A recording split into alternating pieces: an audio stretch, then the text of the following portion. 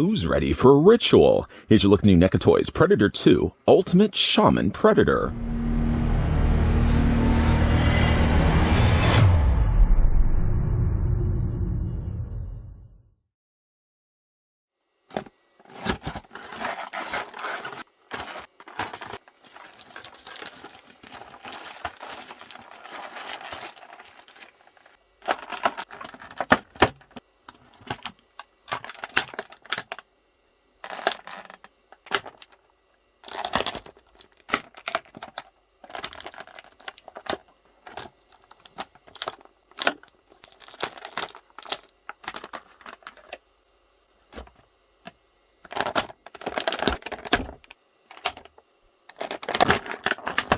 One of the oldest living predators, Shaman is no stranger to Earth.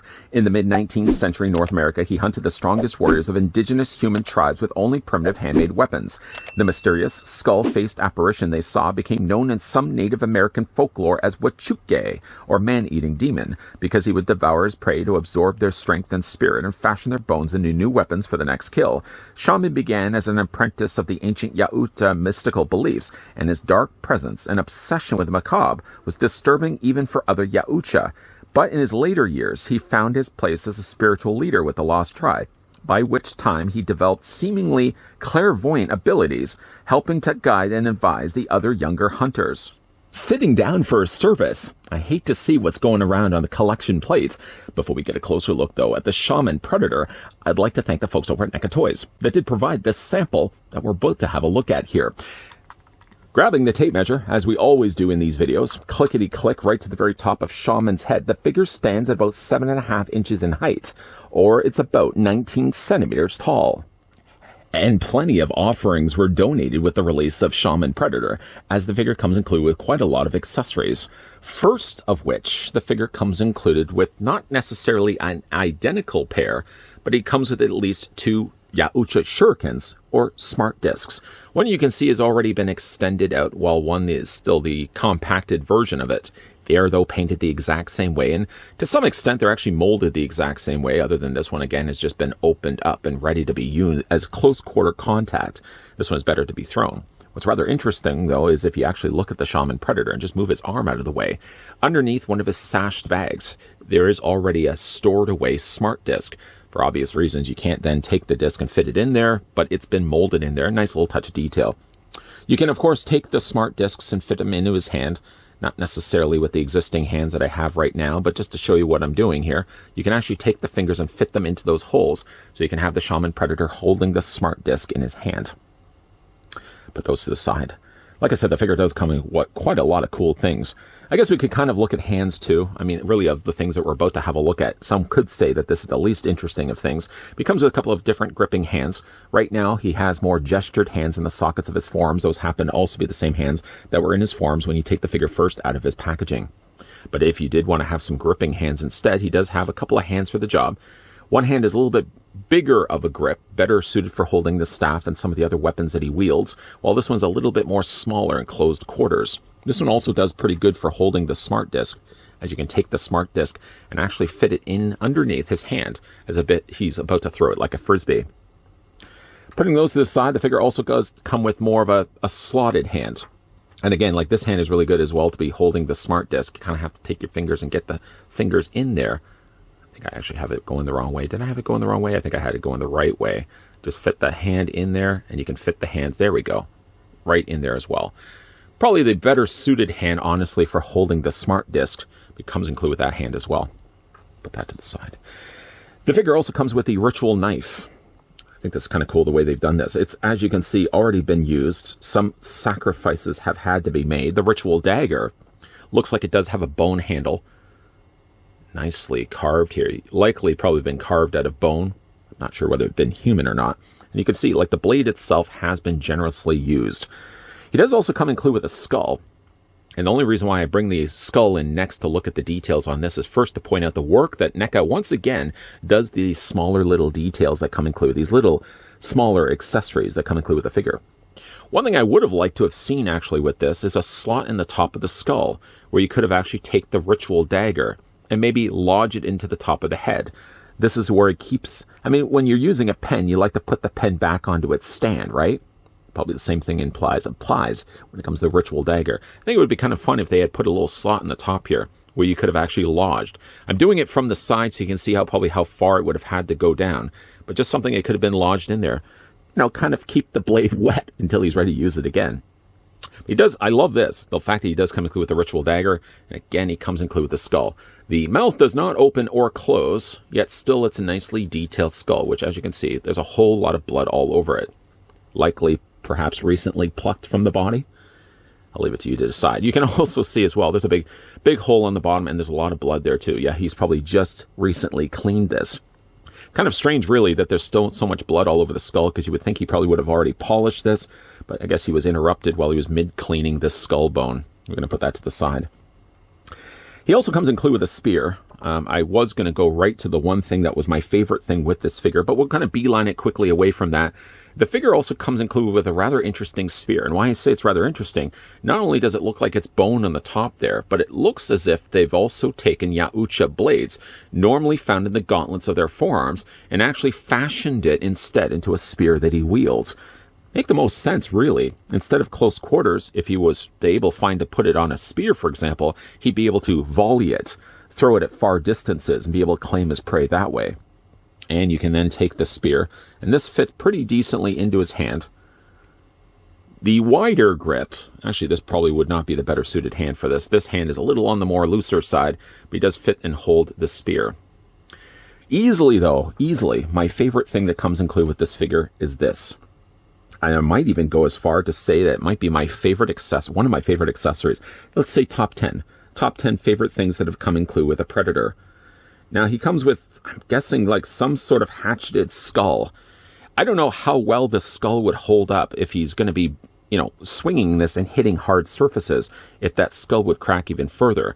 But that just looks painful, the fact you've got this blade actually sticking out from the middle of the skull. I mean, obviously the person ain't feeling this anymore, but still, what a cool looking accessory.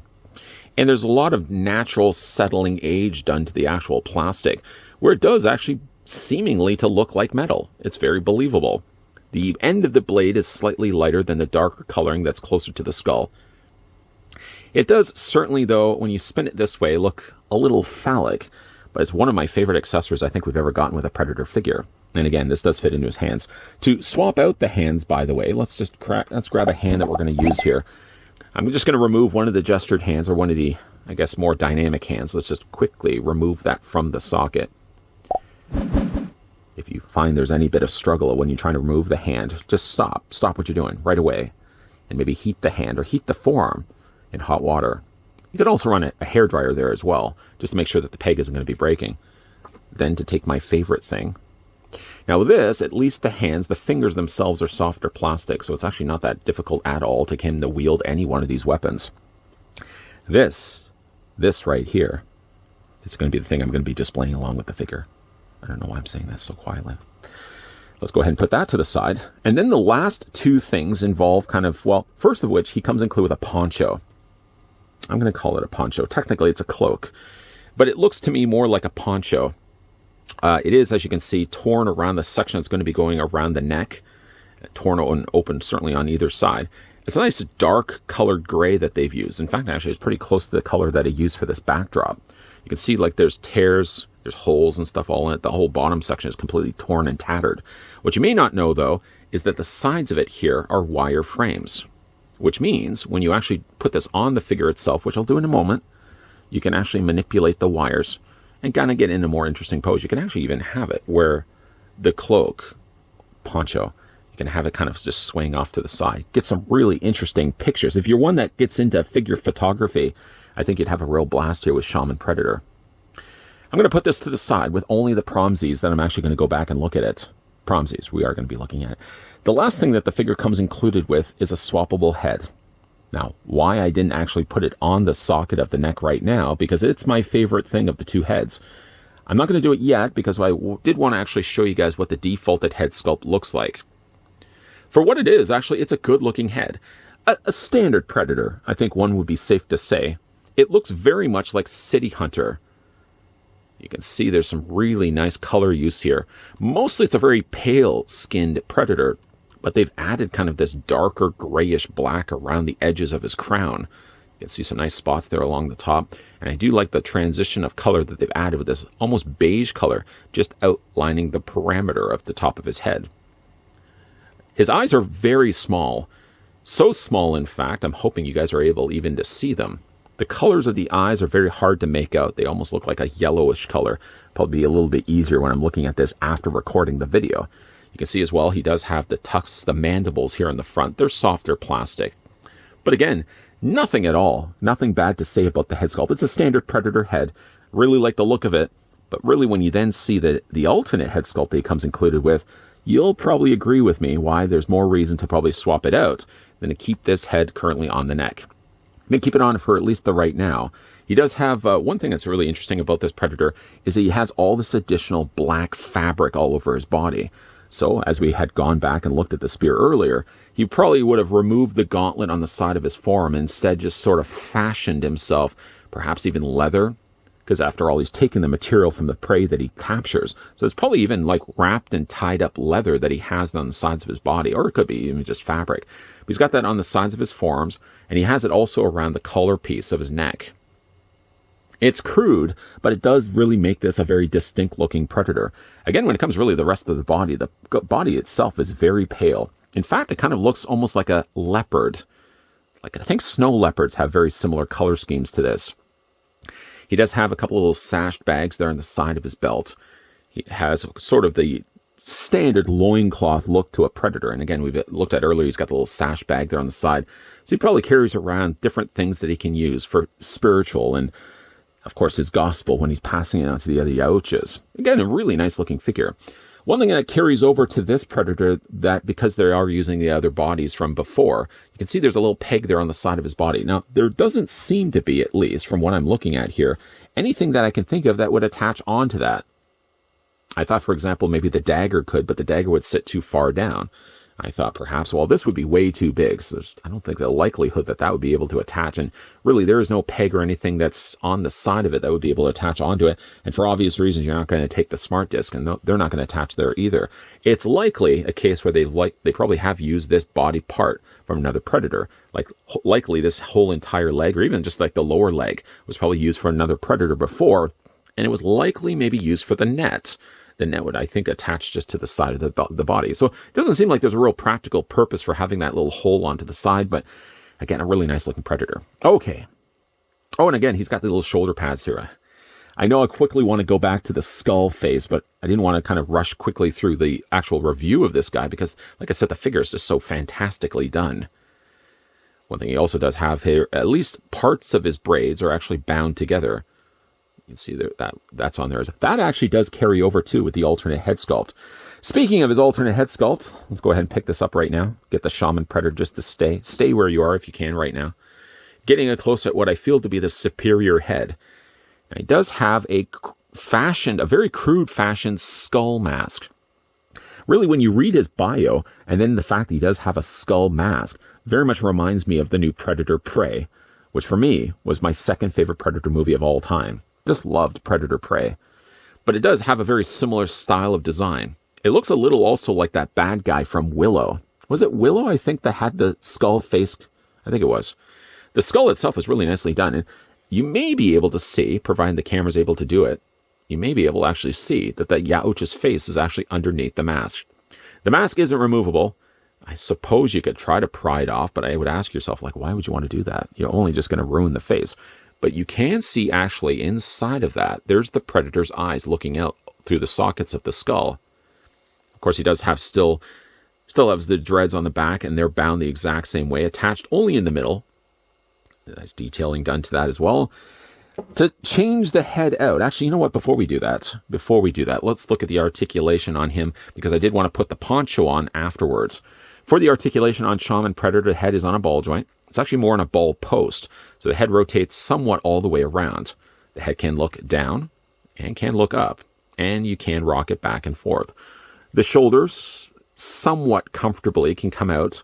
This one actually seems a little bit more limited because, of course, he does have the shoulder that's right at the very top there, and that's going to be brushing against the top of his body. So you're only going to be able to bring this arm out only at about 45 degrees. This arm, on the other hand, or the other arm, comes out just a little bit higher. This is softer plastic, but it still is going to get a bit in the way when it comes to moving his arm out. You can rotate in both the cases the arms all the way around. Figure does have a bicep swivel on both. Double hinge on the elbow, again, rinse and repeat, and the hands rotate all the way around with a hinge back and forth. Upper torso is on a ball joint, lower torso on a very generous ball joint. The legs do split out. You can take the legs and move them forward and back. There's a mild swivel at the top of the thigh there. There seems to be no thigh cut anywhere in the leg itself. So the only swiveling that you're going to be able to be accomplishing is just to the top of here. You're not going to be able to have a swivel cut anywhere here in the leg. Figure does have a double hinge on the knee. Figure does have no articulation here in the calf, but he does have a ball joint in the feet that move up and down and back and forth. Normally I'd be wrapping up the review right now, but let's get him dressed down. Dressed down by at least removing his head, decapitating him only slightly, only for a short period of time. Let's then take the poncho.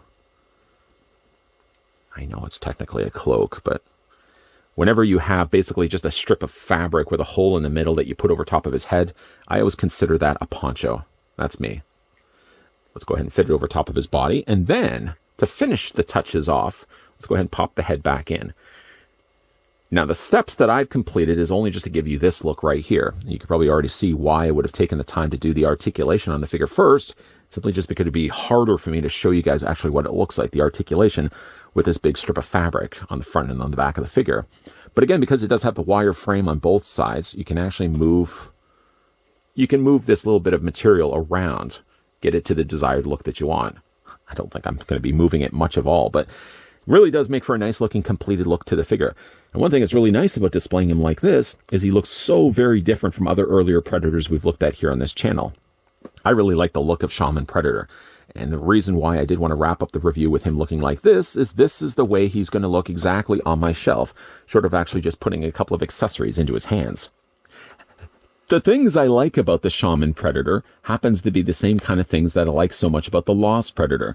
Not the fact that they share a lot of similar traits, but the fact that their traits are so unique to themselves that they're not shared with any other Predator figure.